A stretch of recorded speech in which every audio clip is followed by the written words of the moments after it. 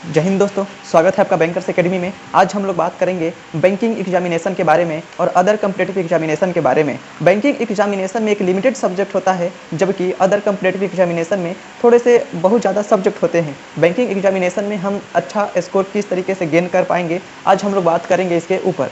और other competitive examination से किस तरीके से या डिफरेंट टाइप होता है बैंकिंग एग्जाम, हम किस किस एग्ज़ाम की तैयारी करके बैंकिंग एग्जाम में अच्छा स्कोर कर सकते हैं और किन किन किताबों को पढ़ करके हम लोग बैंकिंग एग्जामिनेशन में अच्छा स्कोर कर सकते हैं, इसके बारे में आज मैं बताऊंगा। और अपना डेली रूटीन भी बताऊंगा कि मैंने कितना घंटे पढ़ करके कितना घंटे कौन सा सब्जेक्ट पढ़ा, कौन सी किताबें पढ़ी, कितना नंबर मैंने गेन किया है, इसके बारे में अच्छे से डिस्कस करेंगे। तो बने रहिए हमारे चैनल के साथ और सब्सक्राइब कर दीजिएगा, लाइक कीजिएगा, शेयर कीजिएगा। और आज हम लोग बात करते हैं बैंकिंग एग्जामिनेशन के बारे में कि सेल्फ स्टडी से हम लोग बैंकिंग एग्जामिनेशन में किस तरीके से अपने नंबर को गेन कर सकेंगे, उसमें नंबर इंक्रीज कैसे कर सकेंगे, नंबर को किस तरीके से बढ़ाएंगे, इंग्लिश को किस तरीके से पढ़ेंगे कि उसमें अच्छा नंबर आए, मैथ्स को किस तरीके से, मैथ्स यानी क्वांट जिसे क्वांट कहते हैं, और रीजनिंग में और जीए जनरल अवेयरनेस और बैंकिंग अवेयरनेस में हम लोग किस तरीके से पढ़ाई करें कि हम लोग मेंस में भी अच्छा प्रदर्शन करें और प्रीलिम्स में भी अच्छा प्रदर्शन करें। समान तौर पर यह देखा जाता है कि बैंकिंग का जो कट ऑफ जाता है वो बाकी परीक्षाओं की अपेक्षा काफ़ी कम होती है। जैसे एसएससी सीजीएल में जाइएगा तो बच्चे 600 में 600 ला देते हैं, लेकिन सामान्यतः बैंकिंग में ऐसा नहीं है। बैंकिंग का कट ऑफ हमेशा कम जाता है क्योंकि जो इसमें क्वेश्चंस आते हैं ना एग्जाम में, वो काफ़ी डिफिकल्ट टाइप के आते हैं, हार्ड नहीं होते। समय रहते हुए भी आप नहीं बना सकते हैं क्योंकि इसमें लैंग्वेज इतना लेंदी होता है ना, बड़े बड़े क्वेश्चंस देना, फर्जी डेटा इंक्लूड करना, तो इन सभी चीज़ों को हम लोगों को समझ कर चलना ज़रूरी होता है। सामान्य तौर पे अभी जो 2020 का IBPS RRB PO का जो पॉइंट का कट ऑफ गया था मेंस में 3.45 था, यानी कि 40 नंबर में 4 नंबर आपको लाना है। अगर 4 नंबर लाते हैं तो इसमें आप कंपलसरी पास हो जाइएगा, PO में इंटरव्यू लेवल पे पहुंच जाइएगा। इसमें देखिए क्या होता है, बैंकिंग में सबसे पहले समझ लेते हैं कि अगर आप कहीं भी पढ़िए या फिर कोचिंग में पढ़िए या फिर सेल्फ स्टडी से पढ़िए, उसमें क्या होता है, सिलेबस को समझना सबसे पहले ज़रूरी होता है। अगर हम किसी भी एग्जामिनेशन को देने जा रहे हैं, किसी भी एग्जाम को दे रहे हैं, किसी भी एग्जामिनेशन में जा रहे हैं, तो सबसे पहले हमारे लिए ज़रूरी ये चीज़ होता है कि हम उसके सिलेबस को समझें। जो विद्यार्थी, जो स्टूडेंट अगर उस सिलेबस को समझ लेता है, समझिए कि 50% उसकी तैयारी हो जाएगी। शुरू में मुझे भी दिक्कत होता था, मैं कोई सिलेबस नहीं होता था तो ऐसे ही पढ़ लेता था, जो मन में आता था पढ़ लेता था। नंबर सिस्टम हो गया, क्वाड्रेटिक इक्वेशन हो गया, सिंप्लीफिकेशन हो गया, अप्रॉक्सीमेशन हो गया, अर्थमेटिक हो गया, एडवांस के कई टॉपिक होते हैं, अर्थमेटिक के कई टॉपिक होते हैं जो बैंकिंग में नहीं पूछे जाते हैं, और वो चीज़ मैं पढ़ रहा था। नंबर सिस्टम पढ़ रहा था तो नंबर सिस्टम में क्या था, नंबर सिस्टम बैंकिंग में नहीं आते हैं।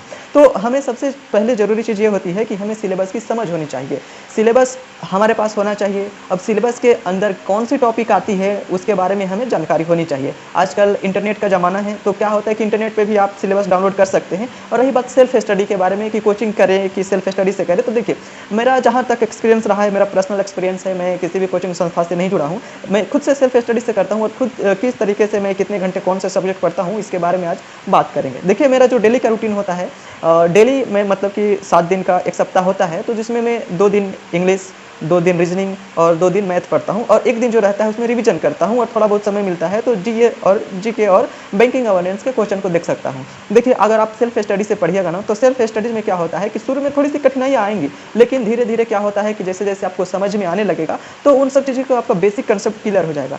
आप कोचिंग में अगर जाते हो, अगर आपने थोड़ी सी भी, आपको रत्ती भर भी ज्ञान नहीं है कि मैथ्स में कैसे कौन से टॉपिक पढ़ना है, किसको कैसे बनाना है, तो कोचिंग में आप जाइएगा ना, तो कोचिंग में क्या होता है कि वहाँ पे अच्छे अच्छे टैलेंटेड लड़के भी आते हैं। तो वहाँ पे क्या होता है कि हम जब वहाँ जाते हैं, हमें कुछ पता नहीं है और बाकी बच्चे दूसरे जगह से पढ़े हैं या फिर अपने से पढ़ कर गए हैं, वहाँ अच्छा प्रदर्शन कर रहे हैं, तो उन लोगों का मार्क्स को देख करके अपना हम लोग डिमोटिवेट हो जाते हैं, जिस वजह से बोलते हैं कि कोचिंग अच्छा नहीं है, उस कोचिंग में अच्छा पढ़ाई नहीं होता है। तो इसमें क्या होता है कि कोचिंग में सिलेबस खत्म किया जाता है, आपके डाउट को खत्म नहीं किया जा सकता। आपका डाउट ही रहेगा। अगर आप डाउट में जा रहे हो तो आपका डाउट में ही चले जाएगा और आपका कोचिंग का पैसा बर्बाद हो जाएगा।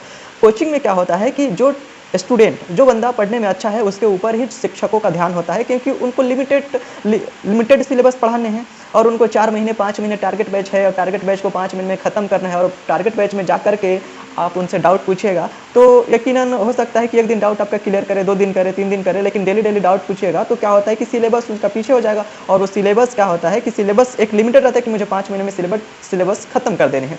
इसीलिए मेरा जो पर्सनल एक्सपीरियंस है, मेरे से कोई भी पूछता है तो मैं बोलता हूँ पहले सेल्फ स्टडी करो। सेल्फ स्टडी करने में आपके अंदर जो कॉन्फिडेंस आता है ना, जो आप अपने से गेन कर सकते हो ना, अगर इतना है कि आप 1 महीने तक या फिर ज़्यादा 2 महीने तक आप 2-2 घंटे हर सब्जेक्ट को पढ़िए। बैंकिंग का सिलेबस कोई बड़ा नहीं है, आप नियमित रूप से 3-3 घंटे भी पढ़ते हैं ना, दिन में अगर मान कर चलिए 9 घंटे, 6 घंटे, 24 घंटे में 6 घंटे, 10 घंटे अगर पढ़ लेते हैं शुरू में, तो आप 1 महीने के अंदर आपके अंदर इतना सब चीज़ हो जाएगा कि आपको लगेगा कि मैं खुद से कर सकता हूँ और कोचिंग जाने की कोई आवश्यकता नहीं है। तो बैंकिंग एग्जामिनेशन में उसके बारे में ये चीज़ हो गया सेल्फ स्टडी। अब जानते हैं कि अदर कॉम्पिटिटिव एग्जामिनेशन से बैंकिंग का एग्ज़ाम कैसे डिफ़िकल्ट होता है। देखिए, बैंकिंग एग्जामिनेशन में सेक्शनल कट ऑफ होता है। सेक्शनल कट ऑफ मतलब कि 3 सब्जेक्ट आते हैं हमारे प्रीलिम्स में, क्वांट हो गया, रीजनिंग हो गया और इंग्लिश हो गया। हमेशा तौर पर देखा जाता है कि जो क्वांट का सेक्शनल कट ऑफ होता है बाकी सब्जेक्ट से कम होता है। क्वांट का जो सिलेबस रहता है, क्वांट का सिलेबस आप पढ़िए, रीजनिंग का सिलेबस पढ़िए और इंग्लिश का सिलेबस पढ़िए। इसके ऊपर मैं वीडियो बनाऊंगा कि मैथ्स को अच्छे से कैसे गेन कर सकते हैं, रीजनिंग को कैसे गेन कर सकते हैं, नंबर्स में कैसे बढ़िया ला सकते हैं, इंग्लिश में भी 0 से कैसे 30 में 20-25 ला सकते हैं। तो इसके बारे में मैं आगे वीडियो बनाऊंगा, अच्छे से किताबों के बारे में बताऊंगा, डिस्कस करूंगा। लेकिन हम लोग यहाँ जान लेते हैं कि सेक्शनल कट ऑफ क्या होता है। सेक्शनल कट ऑफ हम लोग यहाँ पे समझते हैं। सेक्शनल कट ऑफ में हम यहाँ समझ रहे हैं कि सेक्शनल कट ऑफ होता है, जैसे कि मानकर चलिए कि 2000 बच्चे शामिल होते हैं तो एक लिमिटेड नंबर दे दिया जाता है कि आप 10 नंबर लाइएगा तो मैथ में पास होइएगा, 15 नंबर लाइएगा तो रीजनिंग में पास होइएगा, 11 नंबर लाइएगा तो इंग्लिश में पास होइएगा। इस सेक्शनल कट ऑफ हो जाता है। और सामान्य तौर पे बैंकिंग का जो कट ऑफ होता है अदर कॉम्पिटिटिव एग्जामिनेशन से बहुत ही कम जाता है। आप मेंस में जाइए तो मेंस में जो सेक्शनल कट ऑफ होता है सबका अलग अलग होता है, किसी का 10 हुआ, किसी का 5 हुआ, किसी का 11 हुआ। तो इसमें सबको पार करना रहता है सेक्शनल कट ऑफ को। अगर मान कर चलिए कि आप अगर एक सब्जेक्ट में 30 में 30 ला दे रहे हैं और दूसरे सब्जेक्ट में आप सेक्शनल कट ऑफ को भी पार नहीं कर पा रहे हैं, तो ऐसे में आपका सिलेक्शन नहीं होगा। तो इसका सिलेक्शन प्रोसेस होता है प्रीलिम्स, मेंस और इंटरव्यू, ग्रुप डिस्कशन भी होता है SBIPO में, और उसके बाद से आपका पर्सनल इंटरव्यू होता है। और उसमें अच्छा प्रदर्शन करने के बाद मेरिट लिस्ट निकाली जाती है जिसमें सिलेक्शन प्रोसेस होता है। उसमें जब आप सेलेक्ट होते हैं आपकी रिजल्ट आ जाती है। तो इसमें ध्यान रखने वाली बात यह है, जब आप सेल्फ स्टडी कर रहे होते हो तो ध्यान रखने योग्य बात ये होती है कि अपने अंदर क्या होता है ना कि एक हम पेशेंस रखने की आवश्यकता होती है, हमें इंतजार करना होता है। अब ये नहीं कि आज पढ़े 2 घंटा पढ़ लिए और सोचेंगे कि हम कल ही एग्जाम निकाल ले, तो ऐसा संभव नहीं है। दुनिया में सिर्फ आप ही नहीं पढ़ रहे हो, दुनिया में बहुत बच्चे पढ़ रहे हैं।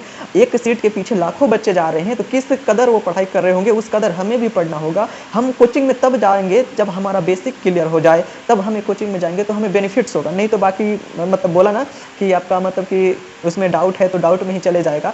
पहले घर में डाउट क्लियर कीजिए, खुद से पढ़िए, सेल्फ स्टडी पढ़िए, सेल्फ स्टडी से पढ़िए, 2 घंटे पढ़िए, 2 घंटे, 4 घंटे, 5 घंटे पढ़ने की जो आपकी आदत लग जाएगी ना, तो उसमें क्या है कि आप पढ़ने की जब आदत लगेगी तो आप बेहतर कर सकते हो बिना कोचिंग जाए। आप ऐसा हर साल लाखों बच्चे एग्जाम देते हैं, उन लाखों बच्चों में से 1000 बच्चे ऐसे होते हैं, हज़ारों की संख्या में बच्चे ऐसे होते हैं जो खुद सेल्फ स्टडी करके टॉप कर सकते हैं, टॉप किए होते हैं और अच्छा नंबर से वे सिलेक्शन भी लिए होते हैं। तो ऐसा नहीं है कि सिर्फ कोचिंग में जाना उस वहाँ से पास हो सकते हैं।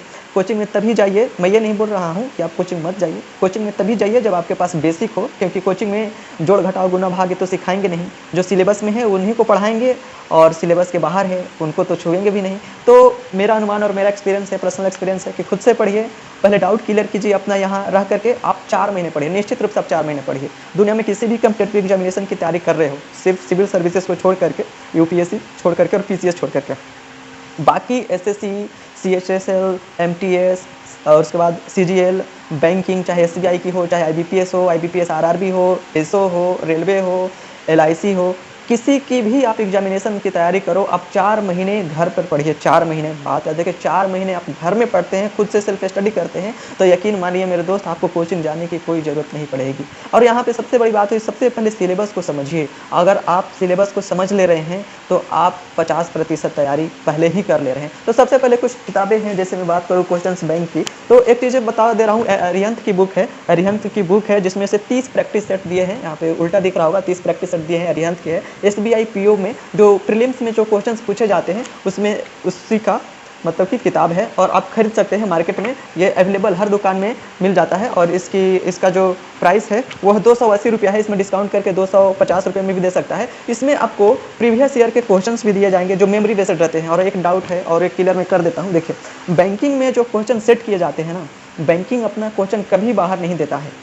जैसे कि अदर कॉम्पिटिटिव एग्जामिनेशन आप एग्जाम देने जाओगे, जैसे SSC हो गया, CGL देने जाओगे, तो उसमें क्या होता है कि एग्ज़ाम खत्म होने के बाद 10-15 दिन बाद क्वेश्चन आउट कर दिया जाता है कि यह क्वेश्चन पूछा गया था। लेकिन बैंकिंग एग्जामिनेशन में ऐसा नहीं होता है, बैंक अपना कभी क्वेश्चन नहीं देता। तो इस किताब में जितने भी क्वेश्चंस हैं, जितने भी पूछे गए हैं पिछले साल में, जैसे 2018, 2019, 2017, 2016 के बाद से है, 2016, 17, 18, 19, 20, 4 साल तक का है। तो इसमें जो भी क्वेश्चन है ना, मेमोरी बेस्ड रहते हैं। यानी कि कोई लड़का गया एग्जामिनेशन हॉल में, वो मैथ्स का क्वेश्चन पढ़ कर उसमें बनाया तो याद हो जाते हैं। तो कुछ याद होते हैं तो इसमें पूछते हैं कि कौन कौन सा क्वेश्चन आया था, उन्हीं के अनुसार किताबों में छापा जाता है। या फिर कोचिंग वाले क्या करते हैं, अपने टीचरों को भेज करके या फिर अपने विद्यार्थियों को भेज करके उसमें क्वेश्चंस को पढ़वाते हैं और फिर याद करके आते हैं तो अपनी किताब में छापते हैं। तो ये 100% नहीं कहा जा सकता कि ये 100% में 100% बैंक में ही आया होगा। मेमोरी बेस्ड है। कोई कितना याद रख सकता है? 30 क्वेश्चंस में 30 क्वेश्चन याद करना काफ़ी डिफ़िकल्ट होता है। वो भी 20 मिनट के समय में आप उसको बनाइए फिर याद कीजिए तो थोड़ा सा डिफ़िकल्ट होता है। तो मेमोरी बेस्ड क्वेश्चंस रहता है। और दूसरी बात है, जब आप सेल्फ स्टडी कर रहे होते हो तो आप सिलेबस आपका जब कंप्लीट हो जाता है तो कंप्लीट होने के बाद आप रिवीजन के साथ साथ मॉक टेस्ट भी देना शुरू कर दीजिए। ऑनलाइन मॉक टेस्ट भी हो जाता है और ऑनलाइन मॉक टेस्ट में आप अच्छा प्रदर्शन करिएगा तो धीरे धीरे आपके अंदर कैपेसिटी आपकी बढ़ती जाएगी। आप मोटिवेट होते जाओगे और अच्छा नंबर ला सकोगे। तो मेरा मकसद यही था कि आप अच्छे से पढ़िए, सेल्फ स्टडी कर भी आप अच्छा नंबर स्कोरिंग कर सकते हो। और मेरा पर्सनल एक्सपीरियंस है, मैं खुद सेल्फ स्टडी करता हूं। और नेक्स्ट वीडियो में मैं लेकर आऊँगा जिसमें बताऊंगा कि मैथ्स में अच्छा नंबर कैसे स्कोर करें, रीजनिंग में अच्छा नंबर कैसे स्कोर करें, इंग्लिश में अच्छा नंबर स्कोर कैसे करें। कई बच्चों को डाउट होता है कि इंग्लिश काफ़ी जीरो रहती है, मेरी खुद की इंग्लिश जीरो है। मैं खुद से सेल्फ स्टडी करके आज थोड़ी बहुत इंग्लिश का बहुत ही अच्छा इंग्लिश जान चुका हूँ। और कौन सी किताब से अच्छे से पढ़े ताकि हम उसमें अच्छे से स्कोरिंग कर सकें। तो बने रहिए हमारे चैनल के साथ और नेक्स्ट वीडियो में इंतजार करिए। और बाकी जो डाउट होगा कमेंट सेक्शन में आकर आप कमेंट लिख सकते हैं। जय हिंद, जय भारत।